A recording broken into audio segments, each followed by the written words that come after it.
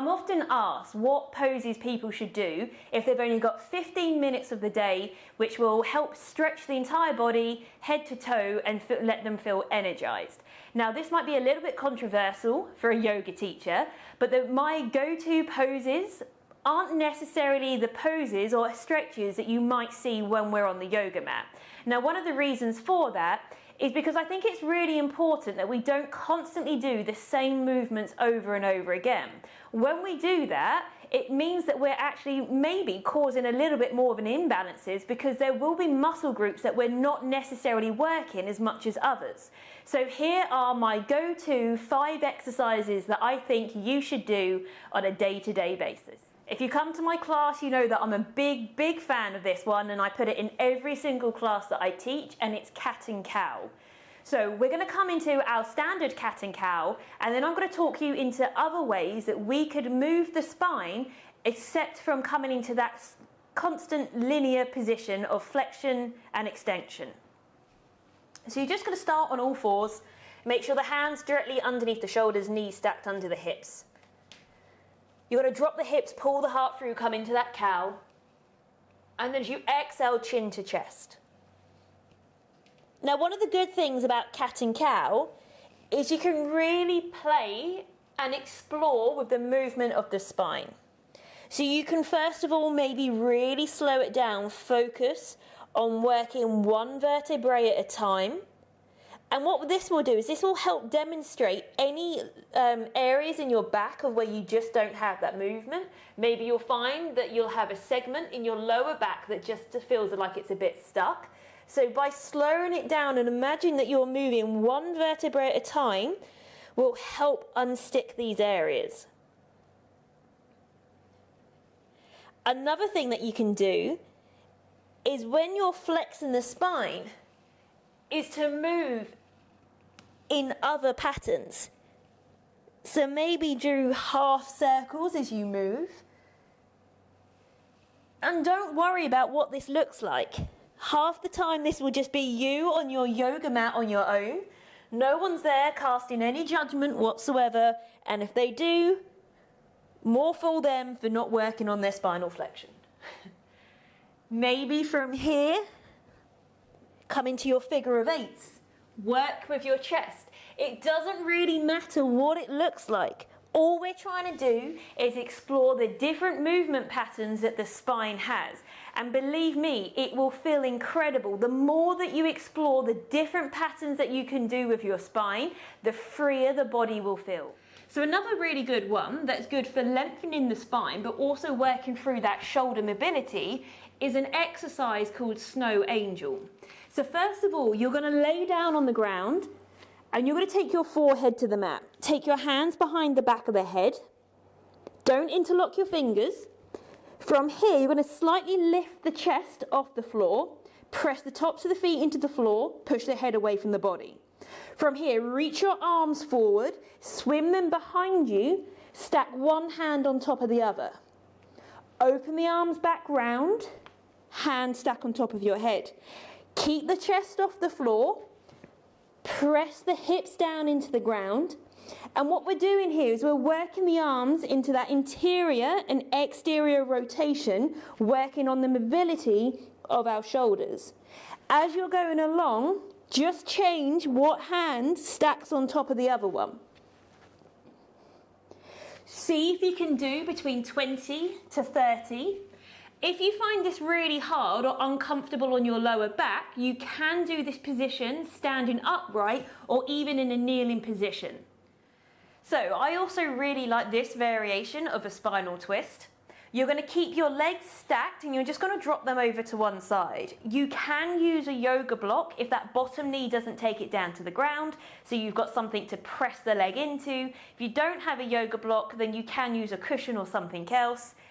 If you want to fire up the core a little bit more or work your adductor muscles, what you can do is place a block between your legs and just keep squeezing them together. So that just adds an extra thing to the bottom part of the body to make sure that the whole body is fired up in this position.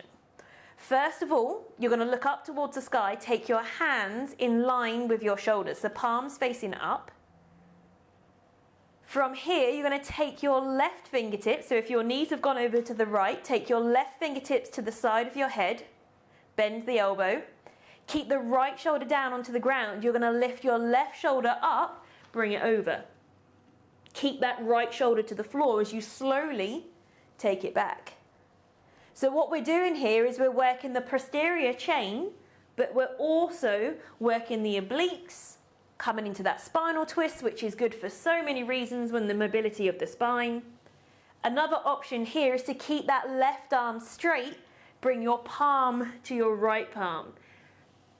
Try and get that shoulder as high off the floor as you can. Just make sure the right shoulder is pinned down to the floor. This exercise is a variation of our low lunge or our half kneeling position. So what you're going to do here is you're going to come up into a high kneeling position and you're going to step your right foot forward, but then take the foot out to the side so the foot is almost in line with your opposite knee. So not quite a low lunge because you've took your leg out to the side. And what we're going to do here is make sure your toes are pointing the same way as your knees. So you don't want to do a weird thing of where you're trying to pull your knees towards the top of the mat or where you're facing. Toes point the same way as a knee.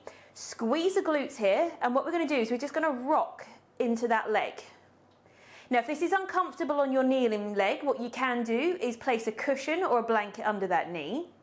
What we're working here are your adductor muscles, so you want to slightly press that leg away, don't let it collapse in. We're working that ankle mobility as we're coming into that flexion over the ankle. Squeeze the glutes and you add a whole new element there of where the glutes are working, the hips are working.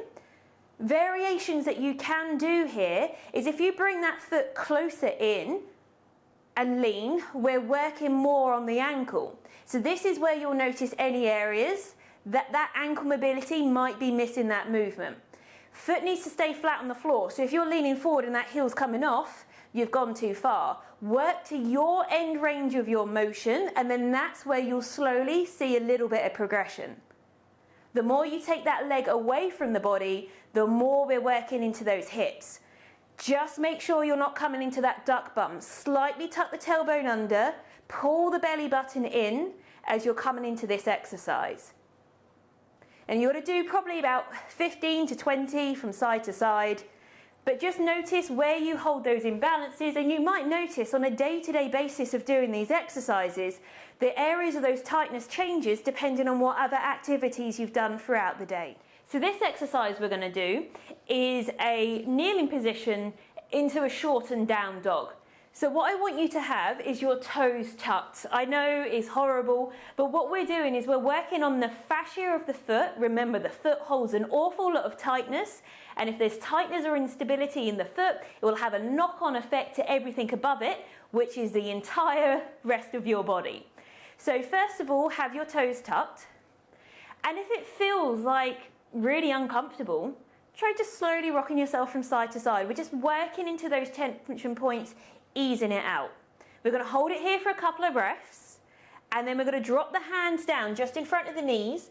Press yourself up, come into your narrow down dog. Resist temptation to walk your feet away from you. Just drive the feet down into the ground. Exhale, keep the toes tucked as you lower your knees down. Come back into that low kneeling position. Up to you if you want to rock, but just try and drive the weight down through the feet. Although we're working the lower part of the body, don't allow that upper body to become soft. So lift the spine tall when you're here. Draw the ribs down towards the hips. When you come into that down dog position, press the earth away from you. Get the shoulders away from the ears so we get that opening down the side of the body. And then you're just going to do maybe 8 to 10 between the two, as we just wake up through the legs, but also that whole posterior chain as we come into that shortened down dog as we stretch the back muscles. So there's some of my go-to exercises that I think if you're short for time, they really cover most parts of the body, stretching everything out, letting you feel nice and limber. So give them a go, let me know how you get on. Now today was our last challenge or our last video of our 12 days of Christmas. I hope you really enjoyed it. Any feedback, please let me know, and do follow me on social media. I'm going to be doing more and more of these videos, which I'm going to post on both Facebook, and Instagram, and I'm also going to start doing challenges of where we'll do movements together over a period of time to try and increase the movement and mobility that we already have. So definitely keep an eye out for those, and thank you so much for watching these videos. I hope to see you on your yoga mat very soon.